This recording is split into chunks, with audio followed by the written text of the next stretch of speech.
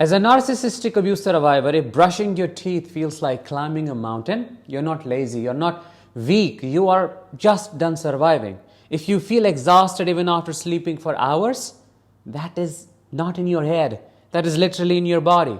You see, as a survivor of extreme abuse, you have spent so long in survival mode that your body has forgotten what safety even feels like. You have been hyper alert, hyper aware, always predicting their next mood swing, trying to avoid another fight, trying to keep the peace. And now your nervous system is fried, your hormones are shot, your energy tank is way past empty. This isn't just emotional burnout, it is physical collapse. And here is what no one tells you. The trauma doesn't just live in your memories, it lives in your cells. It affects how your brain works, how your gut works, how your immune system works. You may feel like you are falling apart, but really, your body is trying to protect you. It is speaking the truth your mind was forced to ignore. Hi, I am Danish, a narcissistic abuse recovery professional. Welcome to my channel. I want to talk about something that isn't talked about enough. What this kind of abuse does to your body. We are going to walk through 8 signs you are experiencing narcissistic relationship fatigue, NRP. I will explain what is actually happening inside your nervous system, your adrenal glands, your hormones, your immune system, why you feel so wiped out, so foggy, so reactive, and so broken. So let's get into it. Number 1, you feel emotionally numb and exhausted even after resting. There is a kind of tiredness that no amount of sleep fixes. You lie down, you rest, you cancel plans, but the exhaustion stays. That is because you're not just tired, you're depleted. When you have spent months or years with a narcissist, your body has been living in survival mode. That means your sympathetic nervous system, the part of your body that deals with stress, has been working non-stop. It has been constantly scanning for danger, preparing you to respond. Even when you were asleep, you weren't truly resting. You were bracing. Over time, this state burns out your adrenal glands, the tiny glands that sit on top of your kidneys and release stress hormones like cortisol. When they get overworked for too long, your whole system starts crashing. Your mood, your energy, even your immune system, they all drop. You're not just tired because life is busy. You're tired because your body has been holding the line for too long. And now that it's safe, or it's at least safer, it is falling apart because it finally can. Sign number 2, you feel foggy, forgetful, and unable to focus. And no, you're not losing your mind. You're not crazy. This one hits really hard. You used to be sharp. You could think on your feet. Now you reread the same line 5 times and still can't remember what it said. You walk into a room and forget why. You blank out in the middle of conversations. This isn't you getting older or losing your mind. It may not be ADHD, it's not stupidity, it's trauma. Here is what is happening. When your body is constantly flooded with stress hormones like cortisol, it begins to shrink the parts of your brain responsible for memory and focus. What am I talking about? The hippocampus and prefrontal cortex. At the same time, your amygdala, the fear center, gets overactivated. That means your brain is prioritizing survival over thinking. You are scanning for danger, not solving problems. People call it brain fog, but really it is neuroinflammation. Your brain is inflamed from constant emotional stress. And what does that do to you? You feel disoriented, confused, and mentally exhausted. As I said, you're not crazy, you're just operating from a brain that was trying to keep you alive in an emotionally and maybe physically unsafe environment. Sign number 3, you get easily overwhelmed by noise, lights, touch, even smells. You walk into a crowded room and your body tenses. A loud sound makes you flinch. The smell of someone's cologne turns your stomach. It is called sensory overload. What is happening here is that your nervous system has lost its ability to filter out sensory input. Your thalamus, the part of your brain that sorts what is important and what is background noise, starts glitching. And since your body has been in high alert mode for so long, it treats everything as a potential threat. Every bit of information feels overwhelming to process. Why? Because your brain has had to process too much but too fast.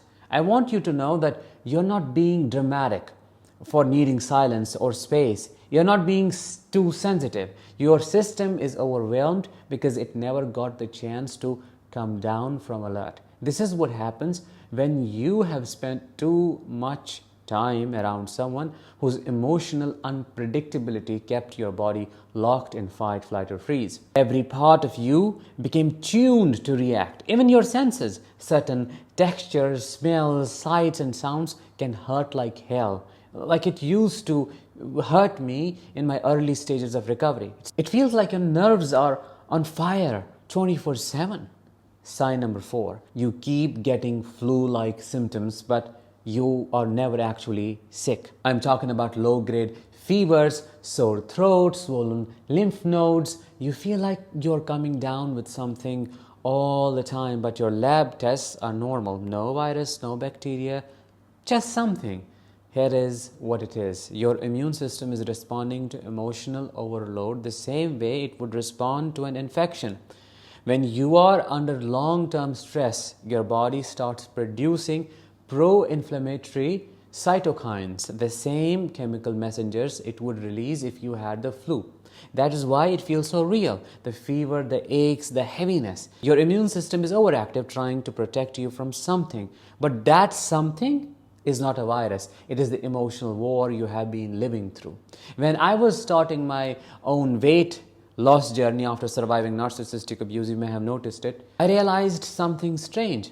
Every time I pushed myself, even slightly, like walking a little faster or exercising more than usual, I would feel feverish within hours. At one point, I genuinely thought I had cancer. It was that frequent, that intense, and that scary. So I stopped trying to push. I learned to go gently because my body wasn't just out of shape, it was inflamed from trauma. Sign number 5. You feel fine during an activity but crash hours or a day later. This is the one that confuses people the most. You manage to get through a social event, a work meeting, even a walk. You're okay while it is happening, but hours later, you crash. You can't move, you can't think, you can't feel anything except exhaustion. This is called delayed fatigue onset. Your body uses emergency energy, usually adrenaline, to get through something it perceives as stressful. And it works, but for a while. Once the event is over, your system crashes. Why? Because your adrenal glands, which are supposed to help regulate your energy through cortisol and other hormones, are already depleted. They do not have any backup, and so you fall apart. Not out of nowhere, but because your body paid for the activity with energy it did not actually have. This is why pacing is everything in recovery, not just emotionally, but physically. You can't go back to functioning like nothing happened because your body is still in triage mode. Sign number 6. You constantly feel bloated, nauseous, or get stomach pains, and it gets worse when you are anxious or tired. The gut is often called the second brain for a reason.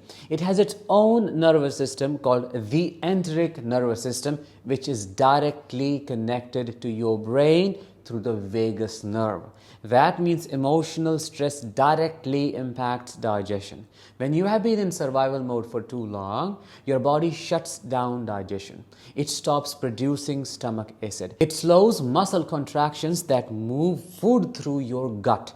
Your good gut bacteria get thrown off, and suddenly you're bloated after eating a banana. You feel nauseous for no reason. You get cramps, diarrhea, or constipation that comes and goes without warning.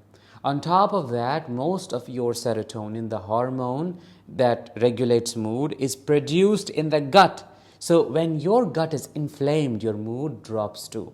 It is all connected. If your stomach is constantly off and doctors keep saying, it is just stress, they're not wrong, but they're not explaining it well either.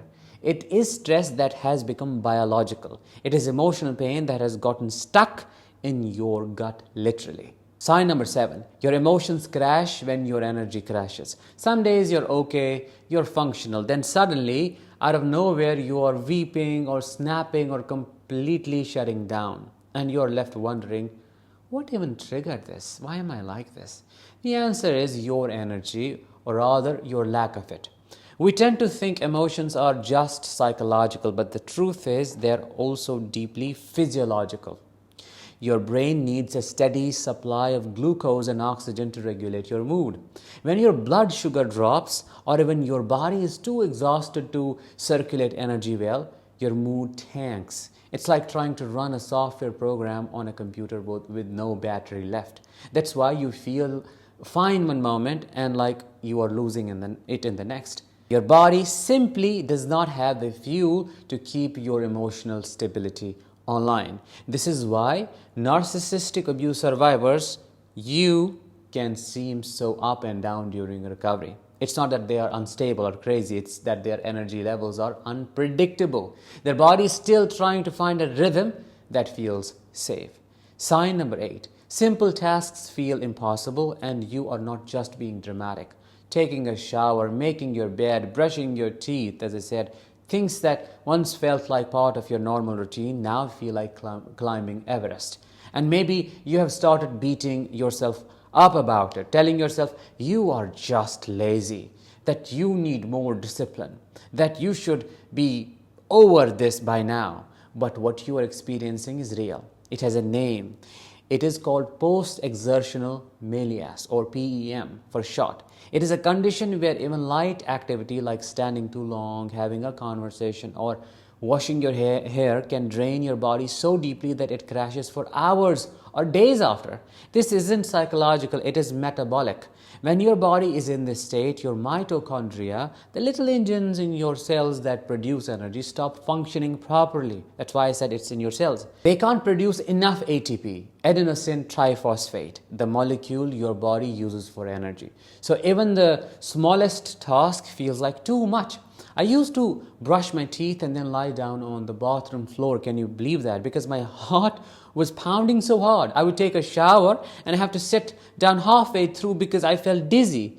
And I remember thinking, what is wrong with me? But now I know nothing was wrong. My body was just finally falling apart after years of holding everything together. Bottom line, your symptoms are not your weakness. They are evidence. They're the physical proof of how strong you had to be, how long you endured, how deeply your body tried to protect you. This isn't about pushing through, you see, it's about listening. If your body is asking you to slow down, to rest, to recover, please listen. It is not broken, it is healing. With that, let's bring this episode to an end. Thank you so much for watching and listening. I will talk to you in the next one. Until then, as always, let the healing begin and continue.